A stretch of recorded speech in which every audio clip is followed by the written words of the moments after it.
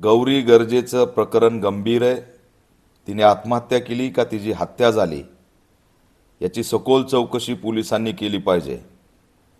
पीडित कुटुंबाने आमच्या लेकीला मारून टाकले असं आरोपीवरती आरोप केलेले आहेत।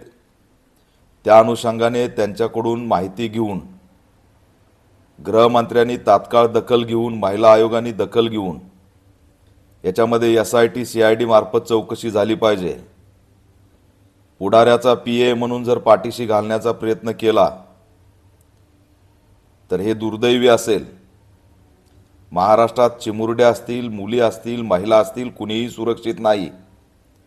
घरातल्या महिला सुरक्षित नाहीत, रस्त्यावर फिरणाऱ्या मुली सुरक्षित नाहीत, राज्यामध्ये कायदा व सुव्यवस्था राहिलेला नाही। ही बाब गंभीर आहे। डोंगराळेचं प्रकरण ताजं असताना गौरी गर्जेचं प्रकरण सुद्धा समोर येतं आहे।